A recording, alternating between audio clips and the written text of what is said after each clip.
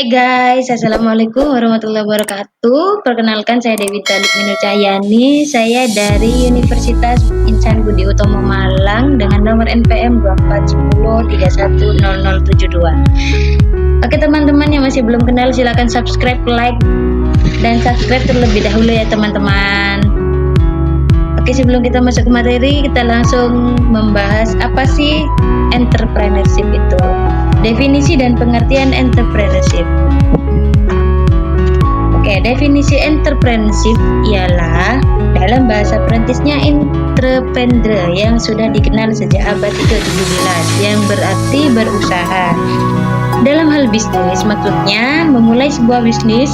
Kamus Merriam-Webster menggambarkan definisi entrepreneur sebagai seorang yang mengorganisir dan menanggung risiko sebuah bisnis atau usaha.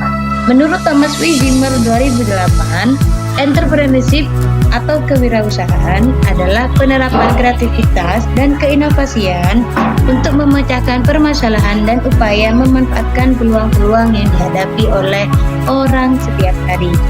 Menurut Andrew 2008, entrepreneur adalah seseorang yang mendirikan dan menjalankan sebuah usaha. Jadi teman-teman, usaha sendiri atau entrepreneurship sendiri merupakan gabungan dari kreativitas, inovasi, dan keberanian menghadapi risiko yang dilakukan dengan cara kerja keras untuk membentuk dan memelihara usaha baru. Dari pandangan para ahli, dapat disimpulkan bahwa entrepreneurship adalah kemampuan dalam berpikir kreatif dan berperilaku inovatif yang dijadikan sebagai dasar sumber daya, tenaga penggerak, tujuan siasat, kiat, dan proses dalam menghadapi tantangan hidup. Oke, selanjutnya kita masuk ke sejarah entrepreneurship. Entrepreneurship secara historis sudah dikenal sejak Richard Carlston pada tahun 1755 di luar negeri. Istilah entrepreneurship sendiri telah dikenal sejak abad ke-17, sedangkan di Indonesia istilah entrepreneur baru dikenal pada abad ke-20. Beberapa istilah entrepreneur seperti di Belanda dikenal dengan ondernemer. Dalam bahasa Prancis dikenal dengan istilah entreprendre. Dalam bahasa Jerman entrepreneur.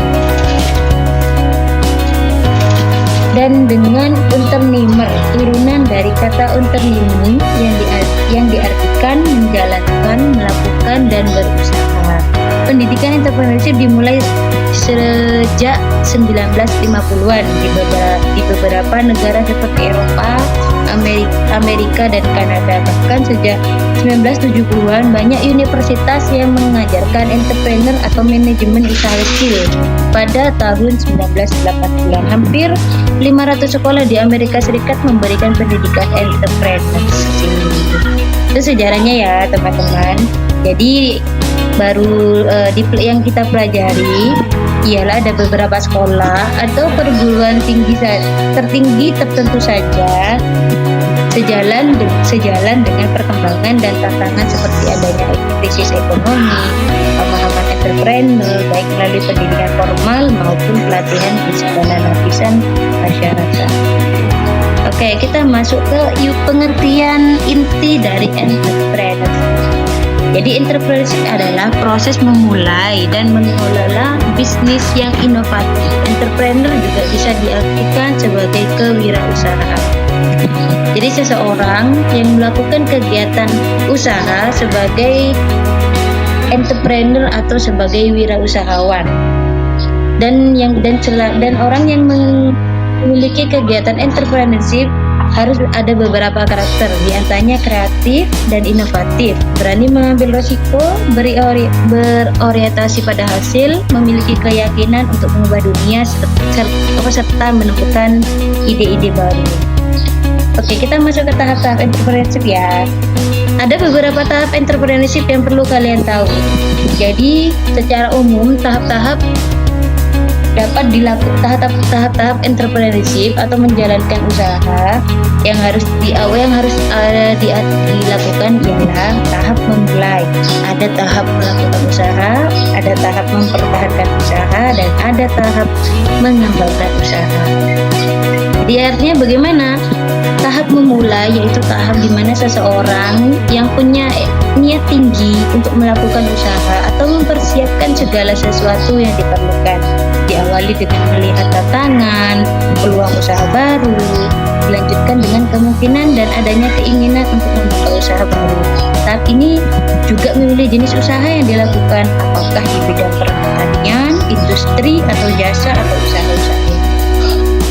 Oke, masuk ke tahap melaksanakan usaha. Seorang entrepreneur mengelola berbagai aspek yang terkait dengan usahanya, mencakup aspek-aspek menjalankan bentuk usaha, pembiayaan, SDM, kepemilikan organisasi, dan lain-lain. Yang ketiga ada mempertahankan usaha. Tahap di mana entrepreneur berdasarkan hasil yang telah dicapai melakukan analisis untuk mengatasi segala masalah dan hambatan dalam menjalankan usahanya. Jadi seseorang entrepreneur yang berhasil dalam usahanya ialah yang mampu mempertahankan usahanya dari segala hambatan, tantangan, dan masalah yang ada sehingga usahanya dapat berjalan dengan lancar. Yang terakhir ada mengembangkan usaha. Jadi berdasarkan hasil yang telah dicapai, kita harus melakukan analisis, perkembangan, dan inovasi untuk menindaklanjuti sebagai dengan kondisi yang dihadapi. Dalam perkembangan, dengan memperbanyak relasi, memperbanyak metode atau sistem, memperbarui produk yang dihasilkan, memperbesar atau memperluas usaha. Lalu kita masuk ke selanjutnya, pentingnya berwirausaha. Pentingnya berwirausaha itu ada beberapa ya, ilmuwan-ilmuwan yang menyatakan alasan penting mengapa perlu mempromosikan entrepreneurship untuk negara berkembang seperti Indonesia. Kita ambil salah satu saja, yaitu Ciputra. Ciputra mengemukakan 5 alasan penting mengapa perlu mempromosikan entrepreneurship, yaitu budaya pegawai atau pekerja. Entrepreneurship tidak eksis di pendidikan formal, terlalu banyak mencari kerja,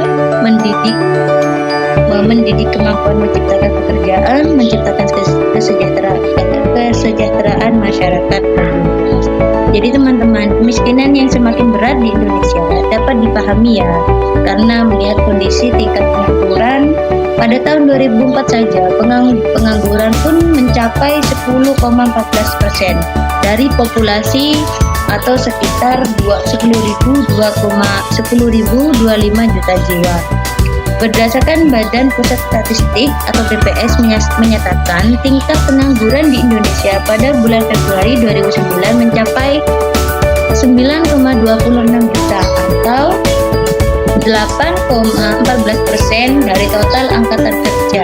Pada tahun 2007 di Stadion Senayan Jakarta, lebih dari 10.000 sarjana di Indonesia bersaing untuk merebutkan 500 pekerjaan.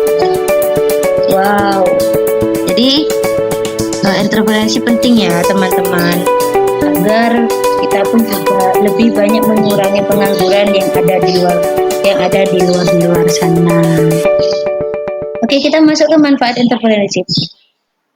Sebenarnya manfaat dan fungsi dalam peran entrepreneurship dapat dilihat dari 2 pendekatan, yaitu secara mikro dan makro.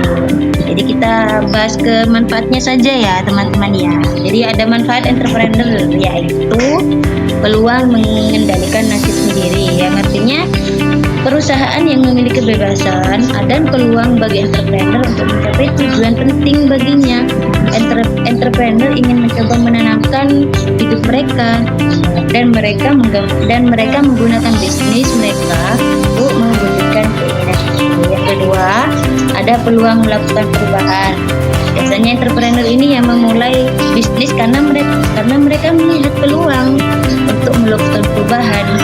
Jadi yang menurut mereka penting, mereka juga harus mempunyai cara untuk mengungkapkan wujud kepedulian mereka terhadap masalah-masalah sosial yang berkembang di Indonesia dan mempunyai keinginan untuk menjalankan kehidupan yang berkelanjutan.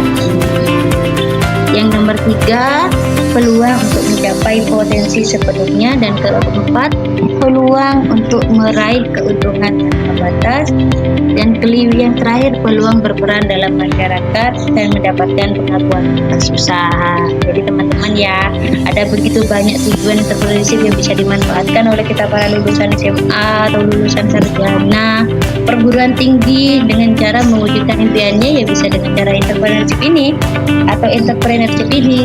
Jadi entrepreneurship ini bukan ilmu ajaib ya, bukan ilmu ajaib yang mendatangkan uang dalam sekejap.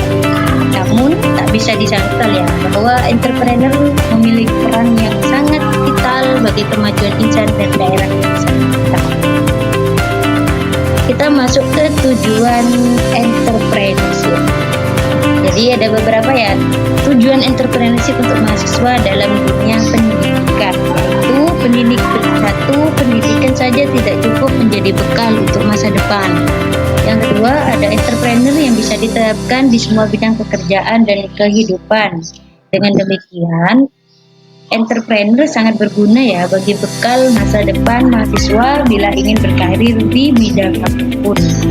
Yang ketiga, ketika lulusan perguruan tinggi kesulitan mendapatkan pekerjaan atau terkena PHK atau pemutusan hubungan kerja, entrepreneur bisa menjadi langkah untuk mencari nafkah dan bertahan hidup. Yang keempat, agar sukses di dunia kerja atau usaha, tidak cukup orang hanya pandai bicara, yang dibutuhkan adalah bukti nyata dan realitas. Oleh karena itu, entrepreneurship adalah ilmu yang nyata yang bisa langsung kita wujudkan dengan cara melihat hambatan dan tantangan terlebih dahulu, dengan cara melihat peluang-peluang. Oke, kesimpulannya. Kesimpulan entrepreneurship yaitu adalah kesimpulan untuk memulai proses mengembangkan, mengelola dan mengoperasikan bisnis baru. Kewirausahaan juga memiliki banyak manfaat seperti meningkatkan ekonomi, memberikan lapangan kerja, dan memberikan peluang untuk mengendalikan nasib sendiri. Jadi artinya kewirausahaan bukan proses penerapan kreativitas dan inovasi seseorang untuk menciptakan sesuatu yang baru, untuk memberikan peluang untuk melakukan perubahan, dan memberikan peluang untuk meraih keuntungan tanpa batas, melakukan sesuatu yang disukai atau meningkatkan ego. Jadi paham ya teman-teman ya, definisi pengertian dan sejarah entrepreneurship dari berbagai negara luar Asia. Oke, sekian ya teman-teman. Terima kasih sudah menyaksikan YouTube aku, dan jangan lupa like, komen, dan subscribe ya teman-teman. Oke, terima kasih. Assalamualaikum warahmatullahi wabarakatuh.